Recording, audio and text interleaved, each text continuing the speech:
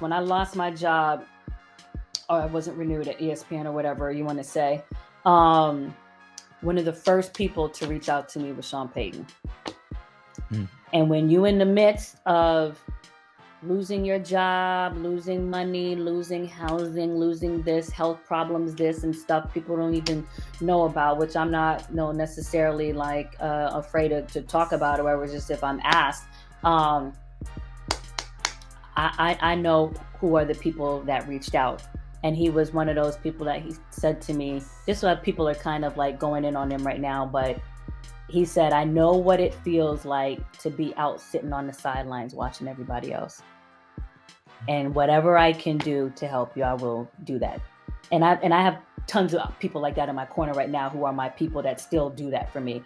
But in the light of what is happening recently in the news, I just wanted to say that he's one, not just the only person, but just he's one of those people who did that. So I will always have respect for him because of that. Mm-hmm.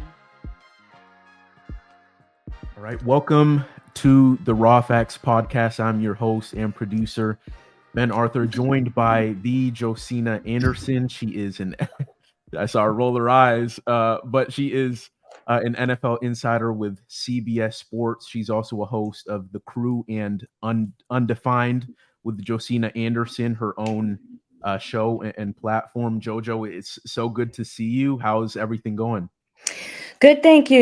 We're just starting up the season. Appreciate you having me. Appreciate your persistence and getting this done. And I always like to be a person of my word. So definitely looking forward to joining you on your show. I feel like the first week out, it was a lot of news last week with Dalvin Cook and Jonathan Taylor. And I can't even remember everything that happened last week. It's even more, but it just felt like, Saquon Barkley and, all this stuff. So it was just a ton of stuff right out the gate. So I've learned to try to pace myself during the preseason and not try to like go bonkers with interviews and all these other, not like podcasts. I'm talking about like my own, interviews and things like that. So I just try to, take my time, but it's always a fun time of year. I love the work in front of the camera. That's the best part, For sure. So there you go. Mm-hmm. For sure. Yeah. And good to hear that you're trying to pace yourself. Cause I mean, that's what we got to do, right? I mean, it just turned to August. I mean, we have all the way until February in terms of football games and whatnot. So it's a long way to go. Good to hear you're doing well and gearing up for the season. But to start, Jojo, just away from football, I want to talk about track to start because I know you are very versed in the track space. I know you're a former D1 track athlete. And whenever I feel like whether it's like the U.S. World Championships or the U.S. Championships, the World Championship, whatever event is going on, I see you providing like really awesome like analysis of a sprinter's technique and whatnot. And I think I saw that you won some kind of or you participated in the Junior Olympics. I did. Wow, you did your research. Wow, good for that. Good for you. Hey, I have to do my research as a reporter. I did. Kind of tell us how that kind of got started. What kind of led you into track in the first place?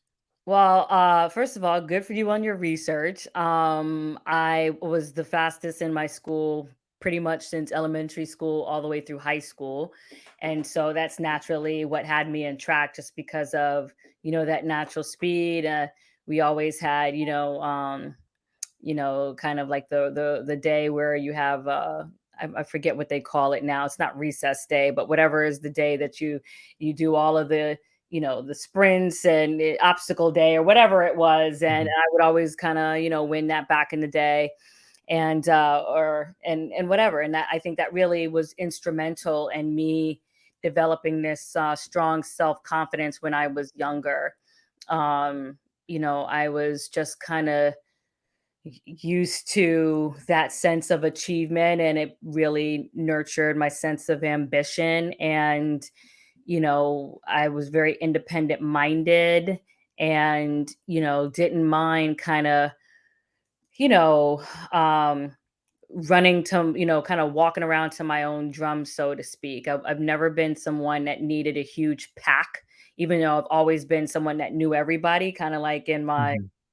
adulthood now with my job as an insider. I know lots of people, got 10,000 numbers in my phone, but I probably talk to like three or four people outside of the people that I have to, that I'm talking to for my job. You know what I'm saying? Yeah. And Yeah. I feel like a lot of women in general uh, have a tendency to kind of need more of the pack, and I've never been that way, and I think that just is all a part of my mindset and how I go about things when I feel most at peace and how I get my headspace, But I've always was a tomboy, kind of when I was coming up, even though I'm a big clothes horse now, and by the way I dress, probably people probably wouldn't get that, but I've always been kind of a little bit more of a tomboy and feeling more comfortable with my male friends, so to speak. You know what I mean? Yeah. When it just comes to like mindedness, because I've always been into sports. I've always Mhm. been into sports. And so I share more of that kinship, with guys, you know what I'm saying, than necessarily as many girls. And not to say that girls aren't into sports, because obviously I am one, but just in terms of how I came up. For sure. Hmm. And you're Jamaican, right? Or My parents were Jamaican born there. heritage? Yeah. Hmm. Okay. So Yeah. I imagine that maybe had some kinda influence on wanting to get into track? Yeah, I mean, my parents are huge, huge, track aficionados. Mhm. Um, you know, my mom still travels the world to go to all the big track events right now. She's probably been to all the world championships and the Olympics that I can remember. Mm. So they're that dedicated. If there's a big track event on, they're probably there. You know what I'm saying? Yeah. Still, and big into supporting the Jamaican athletes as well. We've got the Worlds coming up here soon, and they'll be probably doing that again. I don't even know, because I never go. I'm more watching it on TV as opposed to getting there, just because I already travel so much for work. But yeah, so it came from that. And my dad also played soccer for I think it's the under 19 team for Jamaica when he was coming up. So his little claim to fame is that he did, I think, play against Pele back in his day.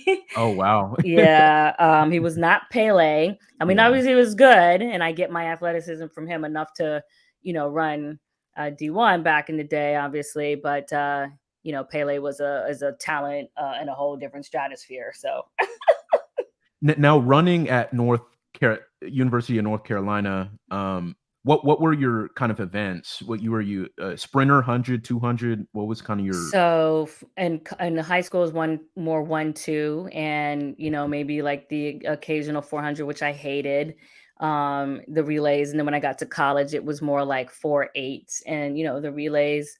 um so it just, when I got into college, track felt a little bit more like work, you know what I mean?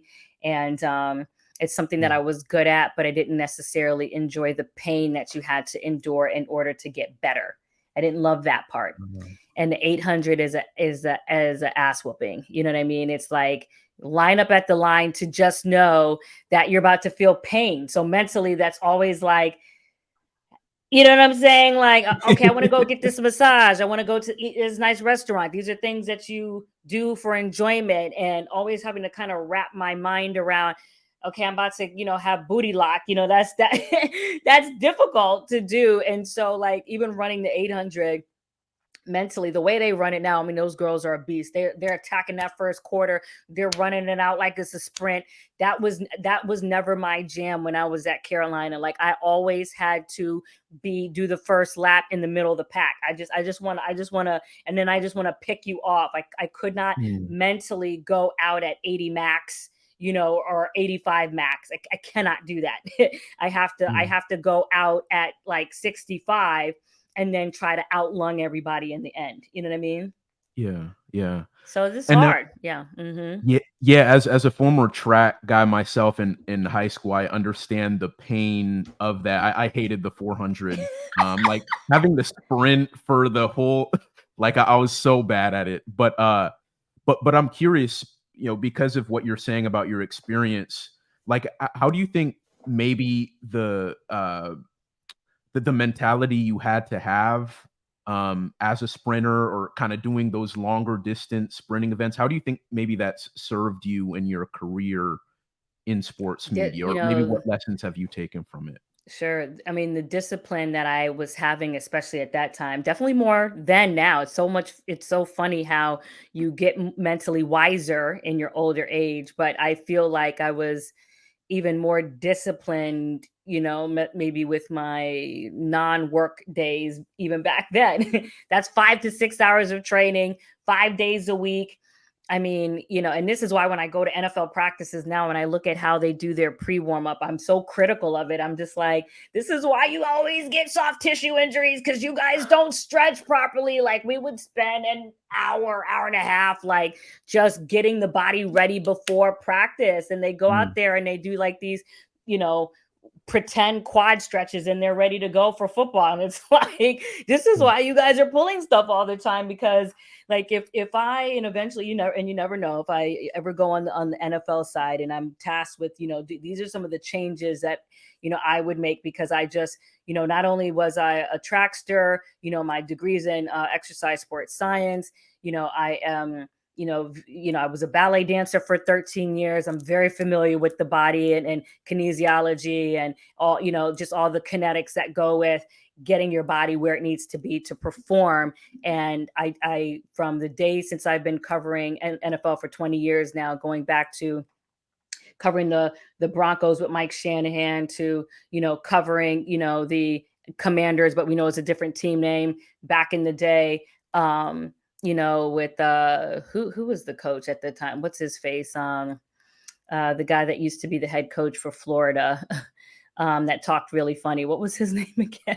that talk funny. I'm What was spacing in the moment too. what is his name? But he was a coach down there. And anyways, Fred Smoot was on the team at the time, Champ Mhm. Bailey and all those guys. I'm forgetting his name, but I'll Google it here while we're talking. But yeah, I mean,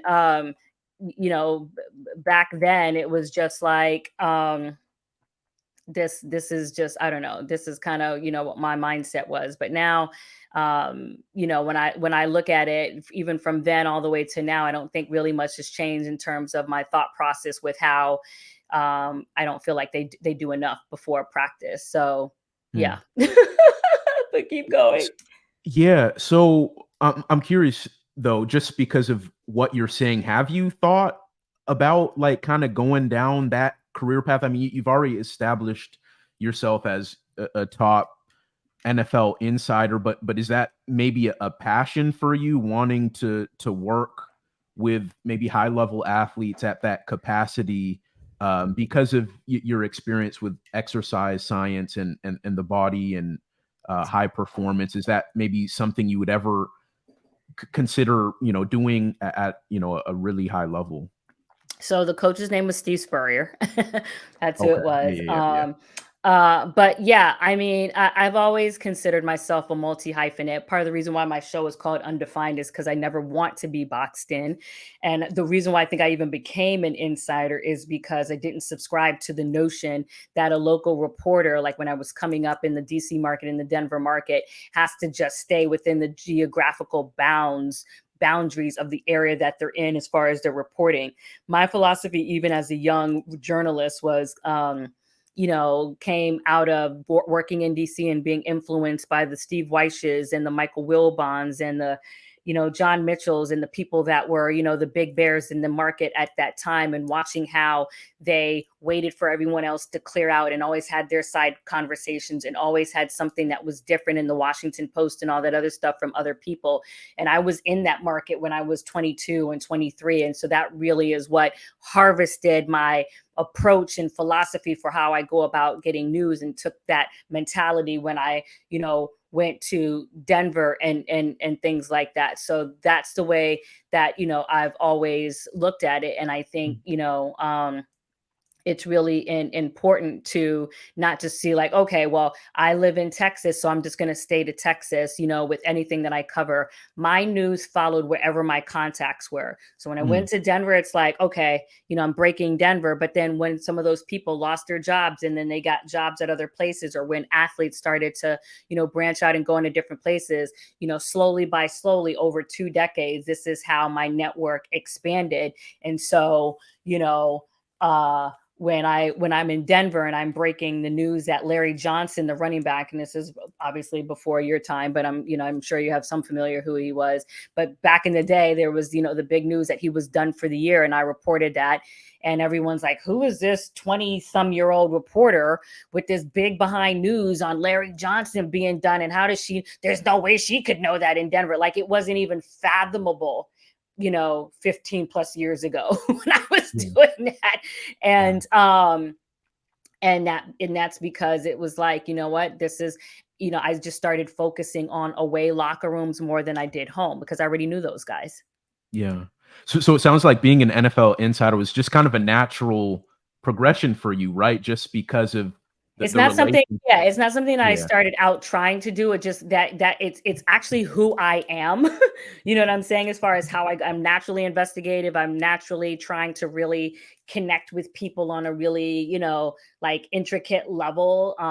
And so my natural way of being really lends itself to that. And so that's why, it works from that. But to answer your question, I mean, I always want to be I don't want to be restricted to one box. If I Mhm. had my druthers, I would do what I do in covering the NFL. I would be in the fashion world. I would be an executive. I would own a business. I would, that's how I would like to be, in real life, as far as being able to do everything. But while I'm always open to learning from other people, because I always thirst for people who know more than me. That's how I feel like I grow. But as far as the execution of the things that I'm trying to do, it's still hard for me to delegate, because like, for example, with my podcast, you do your show and all these any videos that anyone sees go out, I edit pretty much everything. And by the time I might delegate and tell someone how something would look, I would already have it done. But Yeah. that's not necessarily the most efficient thing for me in terms of being an octopus or a multi-hyphenate. You know what I'm saying? And so Yeah. that aspect is always hard. Like, I'm interviewing for my first, well, already, I have someone I like where I'm talking to her about, being my assistant now.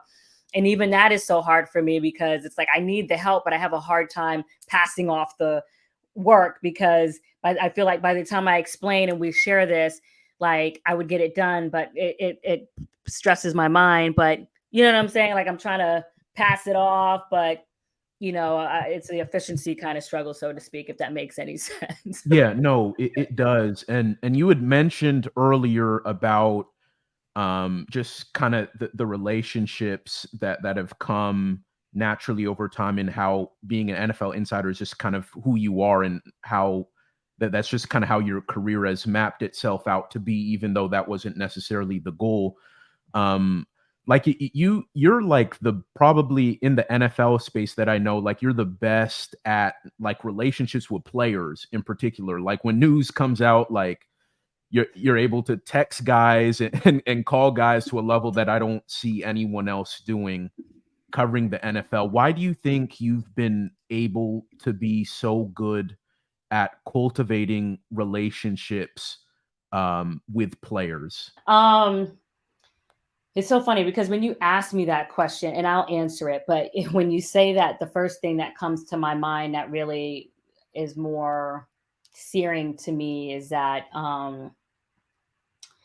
even though I do feel it from my peers, and I sense the thrust of it on social media and things like that, internally, I still feel like over the course of my career, I haven't gotten the respect that I feel like is commensurate with my work over 2 decades. That's what I appreciate, the compliment, but that's what really stands out to me. In a box that is all male. You know what I'm saying? As far as Yeah. at the insider level that I report at that clip, what stands out more to me is um, the appreciation level pales in my heart, maybe not to how it perceives to people on the outside, but in my heart, it pales in comparison.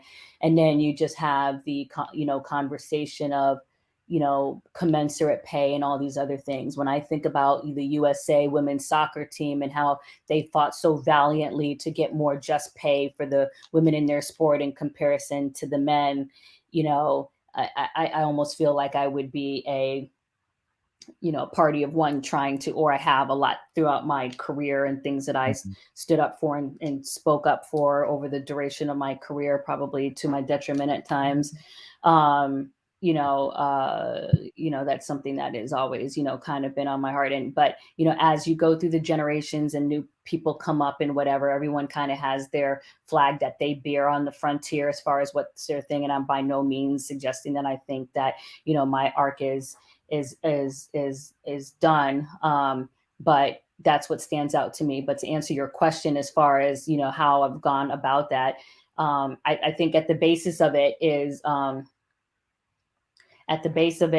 authenticity, and I just feel like the players can sense that I'm real, and the general managers and the executives or whatever. I think that regardless of whether they see me in person or they talk to me over the phone, they feel it. You know what I Mhm. mean? It's just something that you sense. And I innately understand what it takes to build trust. And so sometimes at the outset of a conversation, I just tell people, listen, before we even start, here's the deal: all my conversations are off the record, so you don't have to ask me, this is off the record. Just assume it's off the record. If I want it to be on the record, I'll just ask. So now we don't have to have that wonder. So just let's just take that out the equation. You see what I'm saying? And from there, it's just like, especially when it's something sensitive, you're not going to have to worry about something catching you, from left field. Like if it's something that's really big, I will pay you that courtesy call of making sure, I get your comment or letting you know something is coming. Just, it's those little things. And then beyond that, it's not just calling when I need something. I spend more time just on the phone, just shooting the whatever with people. You see what I'm saying? Yeah. Like today I was on the phone with a very prominent, I mean, how many? I mean, I talked to a couple general managers today. I talked to a very prominent agent today. Was on the phone with maybe each of. I just before we jumped on, I was on the phone with another coach giving me insight on, something I'm sure people are interested in knowing. But and that call is coming when that person is done with work, but it's not always like, hey, I need this.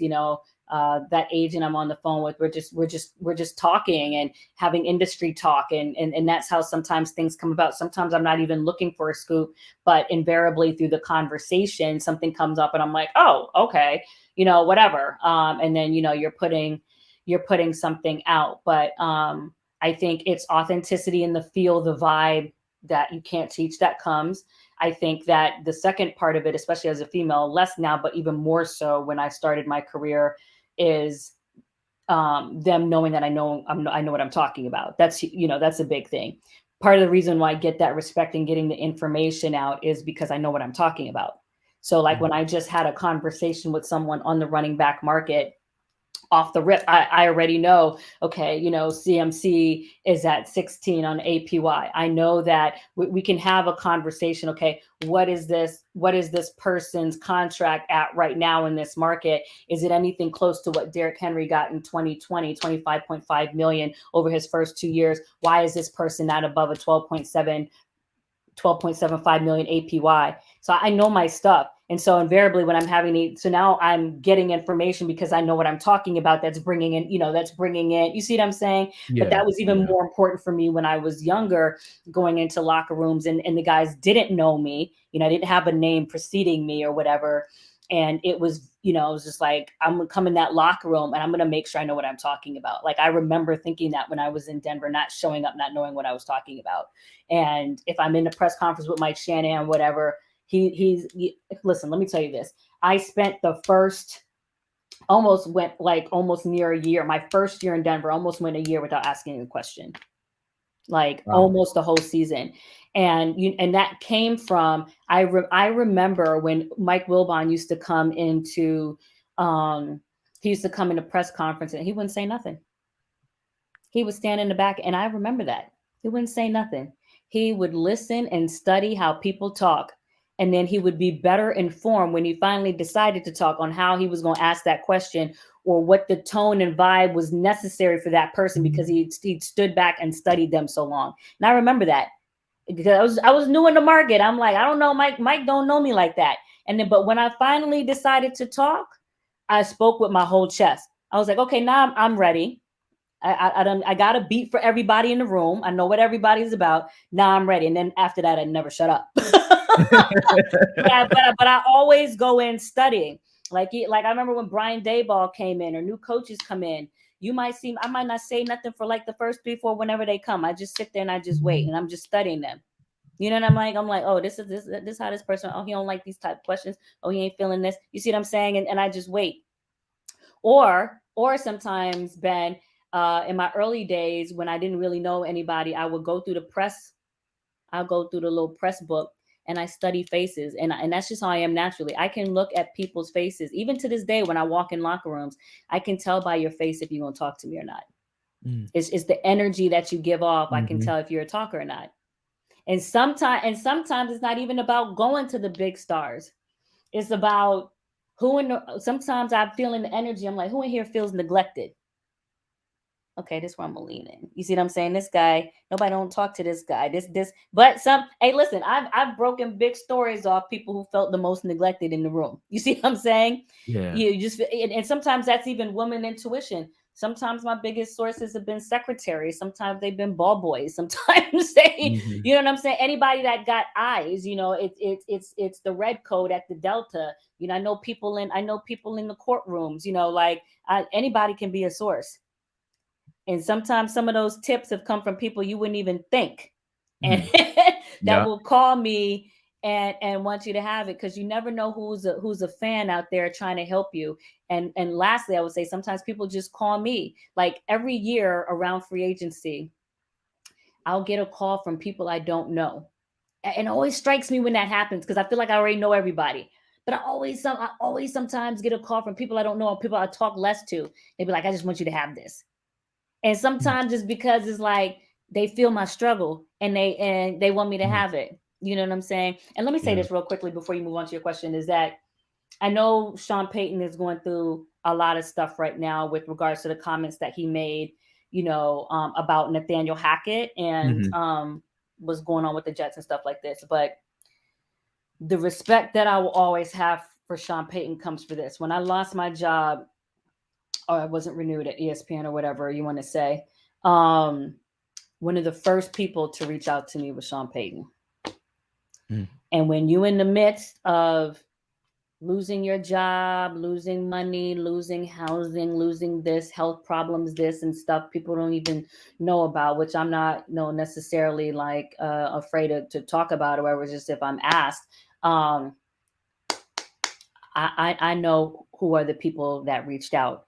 And he was one of those people that he said to me, just so people are kind of like going in on him right now, but he said, I know what it feels like to be out sitting on the sidelines watching everybody else.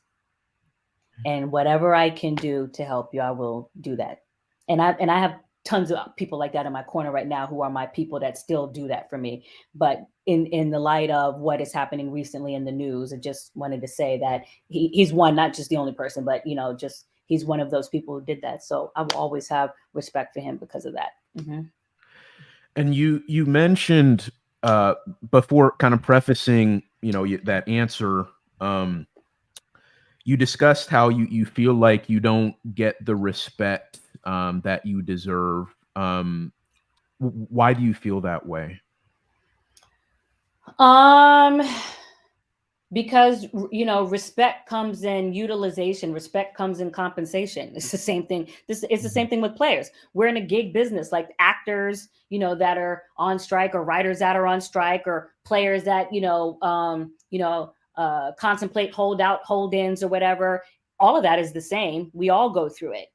And you don't really understand how personal the subject of worth is until it's you. Mm. And someone's trying to attach a monetary figure to what it is you do. And listen, I am strong-willed, but very self-deprecating, and able to touch a lot of people outside of, on the external. As long as you don't have no agenda and stuff like that, and you don't do things unjust, you're gonna get along with me. Yeah. I'm an equal opportunist. If you got an Yeah. agenda, you got problems, you easily offended by intellect, then you're gonna have I don't even gotta speak and you're gonna have a problem. You see what I'm saying? But yeah, so I feel like in any industry and any individual, wants a sense of belonging and a sense of worth. We got the, what is it, the Maslow pyramid of needs. That's a part of what we need. We need, basic oxygen, water, whatever, and everyone needs a sense of belonging and a sense of self-worth. And in our society, capitalist society, that can get attached to a dollar figure, and because that's how we pay ourselves to live, and it can get very personal. And and here's the thing, like like we should all be confident about what we do, so that nobody can't tell you what you don't do. Can't tell me that the sky is blue. Can't tell me, the little saying that you on my neck and it's raining. You know what I'm saying? You know what I mean? Like, you have to have confidence about what it is that you do. And I know what my production has been over 20 years. Like, you know what I'm saying? And Yeah. so there might be people who, I mean, there's a lot of just like in any business, politics and relationships and things dictate a lot of things. And but am I, where I am now in life and things like that, doesn't mean I think it's any, less worthy of, you know self kind of proclaiming yourself and fighting for and whatever. But my approach for those things might be a little bit different in comparison, maybe to 10 years ago, 5 years ago, 15 years ago, whatever it is. But it doesn't mean that I'm not aware. It doesn't Yeah. mean that I don't know the differences, or whatever. And I don't know. I think that my space is very much kind of a unicornish like space. And it's very hard to kind of, it took a long time for people to even kind of bring me into this bubble. Do you know what Mm. I'm saying? Like, when I started breaking news, it was even more of a battle for respect in the social media streets when I first started. You know what I mean? And I people still do it. You know what I'm saying? Like but they don't put the name on the credit. They act like I'm not, and I still listen, and I still have to run up in DMs Remind them that you and don't it play. right, and it's Yeah. not even about seeing it on social media. It's just about the person respect. Yeah. You know what I'm saying? And because I think anyone who notices on Twitter, like if I see it, you're gonna get credit on my timeline. And I just like, let's just do it all, let's just do it all the same. You ain't gotta like, take like, you're gonna be, listen, you already getting paid 3-4 times more than me. You know Mm. what I'm saying? Just go ahead and do the right thing. Like, what is the matter? You know what I'm saying? But I don't know, people are funny. They will have 10 times more than you and still trying to take away from you. Like, I'm just not like that. I'm not built that way. You know what I Mm. mean? Yeah. To each his own. But there's been a DM or two that somebody might find. Okay, but Yeah. yeah. So Jojo, what do you think is, because being an NFL insider at the level you do it, like you're a public figure, right? Like in this space we're in, like people see you, they see your tweets, they see you on TV, on CBS and stuff like that. What do you think is the biggest misconception about you and or like how you do your job that maybe kind of bothers you, if there is anything like that? that I'm strong 24/7. I think I exude natural kind of natural born leader strength and whatever. But for the people that know me, I have very deep vulnerabilities and things that I've endured that and not like it's unique and people haven't endured stuff, but there's a lot of things that I have been through that I would say some people are aware of, some people are not aware of, that probably explain you know um my vibe about things just in general. If so I would say that. And I just think in general, especially too, when you leave a network as large as the one I was working for, people have their conceptions of whatever that is and was not, what I'm saying. And in this industry, people formulate opinions that are extremely difficult to undo because that's how people are. But I grew up in a faith-based family. I operate with the concept of grace. I give grace. Yeah. And a lot of people don't, but that's how I think. And I think the athletes know that. I think the people I talk to know that. I'm always like, even when people who go through really hard storylines are being harshly judged on social media, my thought process and my approach is not so much of absolution and trying to absolve them, but just trying to get people to look at the other side of things, not so much because it's about a softening or a massaging, but it's more about just the presentation of a more complete picture. And if we're gonna, talk about this side, let's just make sure we talk about some of the things that are all the way not, together. Oprah once said that if you ask a person, and don't ask me this question right now, but Oprah once said, if you ask a person, like, what's the childhood trauma that stands out in their mind the most, but the answer to that question will tell so much about that person. Do you know what I mean? Yeah. And I just feel like if anyone's acting out, whether it's this athlete, whoever you think is the most, whatever petulant child of the NFL or who's acted out in the past, my thought process is like, well, you know, what is the root of that pain? Behind anger is pain or some unmet void, right? And what is that?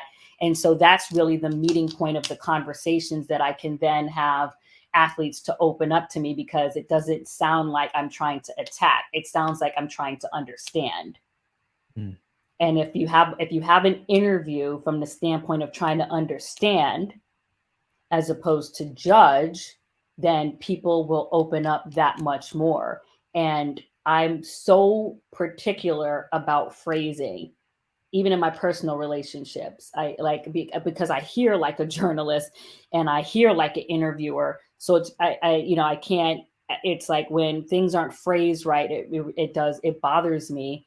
And I was talking about this in another show that I did, prior to this, where, I was thinking about the pitch to Dalvin Cook. And I'm like, if you approach Dalvin Cook and you say, we need you to defer to Brees Hall, within the first 3 seconds, he's shut down in that conversation. Mm. But if you said, hey, I need you to compete, and his mind was like, shoot, I can compete all day. I'm gonna compete. But you see what I'm saying? But now I have him engaged because of that one word can open up, or conversely or alternately shut down. It's one word can do that. And if you use the wrong word in an interview, it can shut down the whole thing. And so I'm just big on phrasing. I'm big on sequencing, and I'm asking questions like, the third and the fourth question is literally setting up something I'm about to ask as my sixth and seventh question. Mm. And like I hope not too many athletes are listening to this now, but like my first 3 or 4 questions are usually BS. You know what I'm saying? I'm just that's my whole warm up. You know what I'm Yeah, yeah, saying? yeah. And then Get them warmed up. and it's not just warm up, but it's like, it's very lawyerly. I'm very, clinical in that sense. Like I'm asking this, but it's building up for this for a reason. Then I'm phrasing it this way because I don't want them to take it this way, all that other stuff. But yeah, so I don't even remember what your original question was, but but all those things I think are, I know what you were asking. You were asking, why do I feel that way? And it's just, for those reasons. And, I put a lot of I put a lot of into what I do, and I just think in general, like intellect and wisdom, internal fortitude and power are very threatening sometimes, and even can be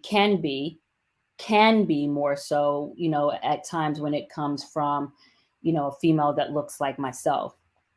And I've experienced that. I've experienced people being offended. Just I don't even have to talk.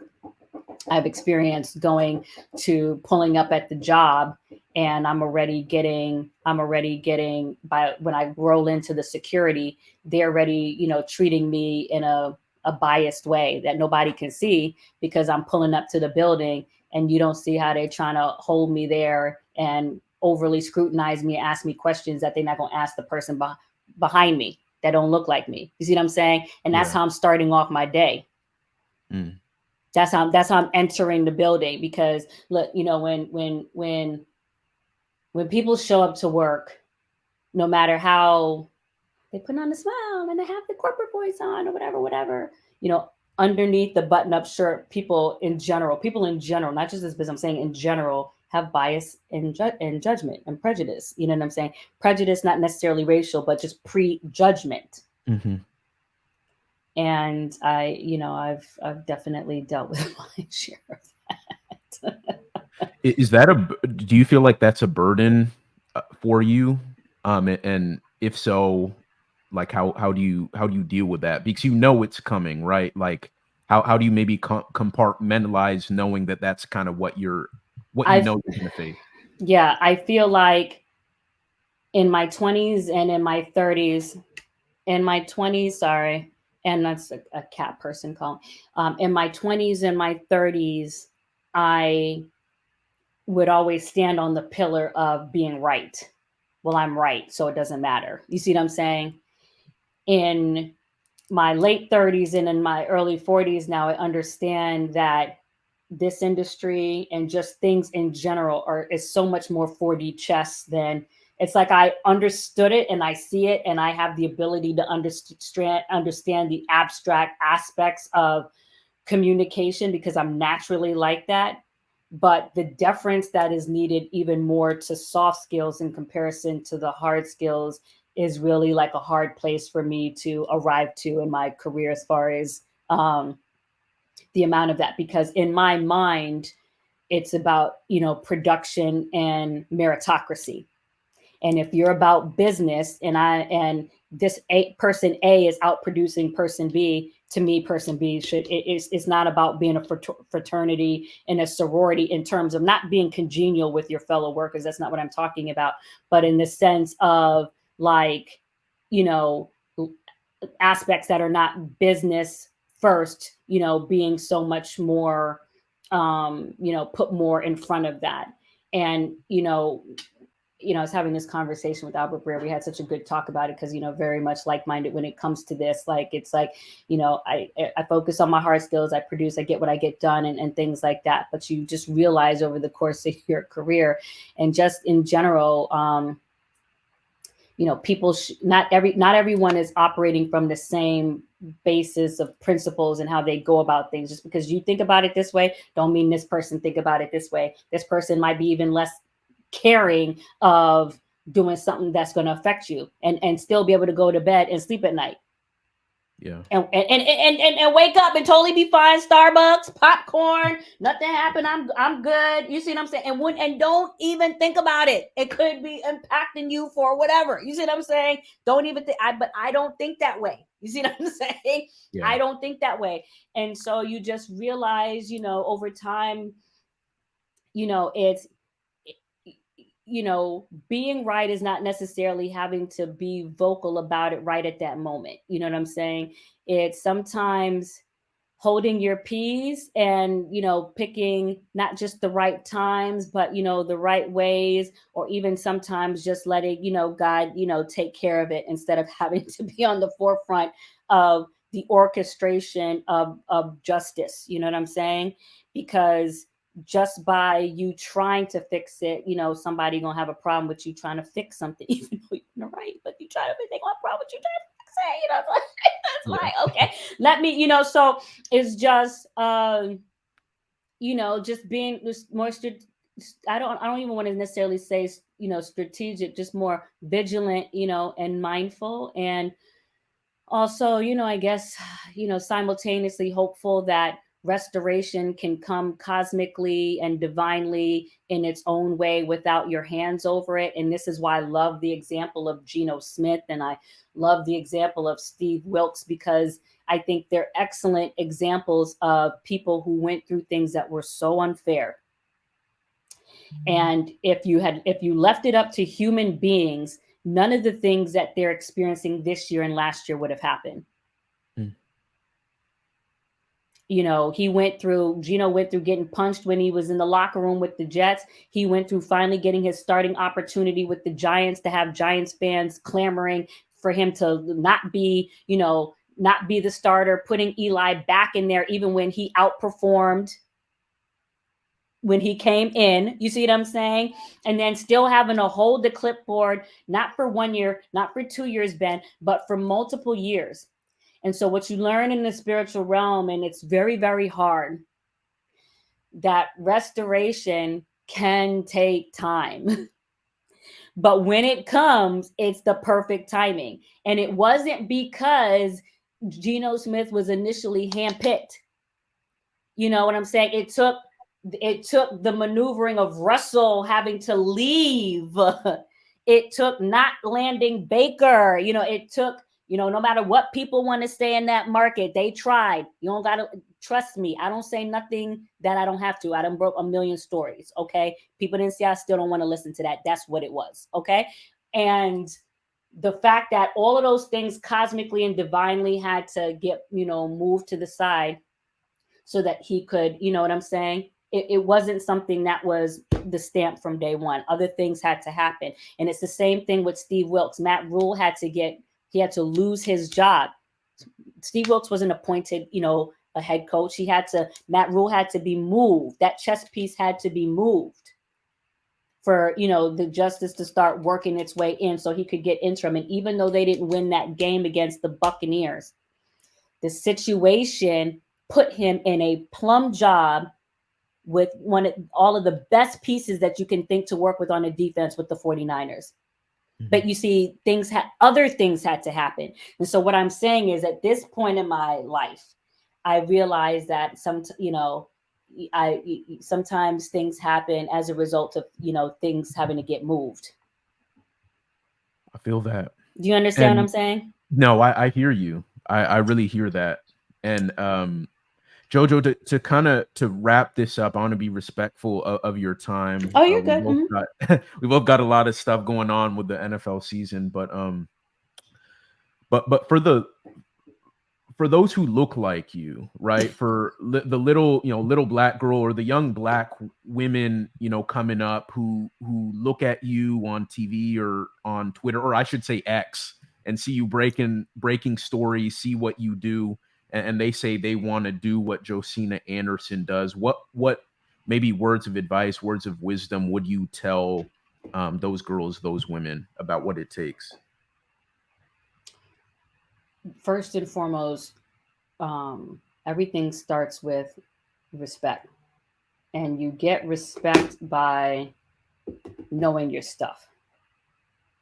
So nobody's rocking with me if I don't know what I'm not talking about.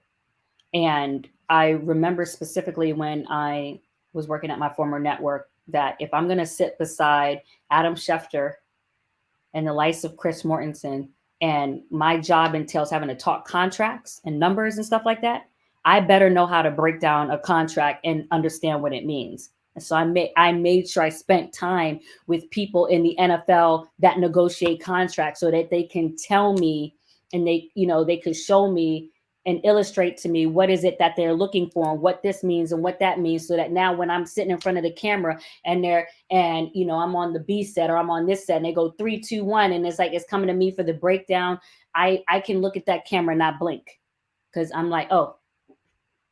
You know what I'm saying? Like, I know what I'm talking about. You know what I'm saying? Yeah. Okay. So it's that. And then I would say it's building authentic relationships. It's face equity and just spending time. Like I'll probably just go to Philadelphia, not because they're putting me on.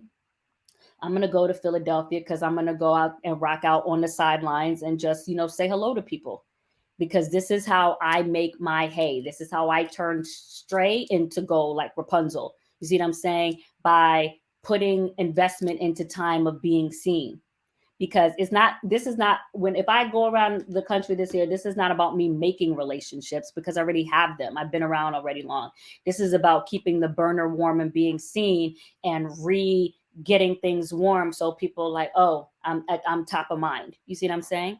Yeah. And then I would say lastly,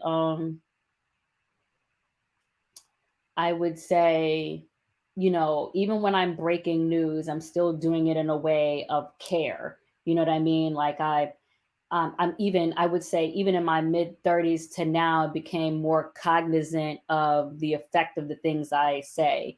I think, when I first started, it's about, well, whether it's true, it's true. You know what I'm saying?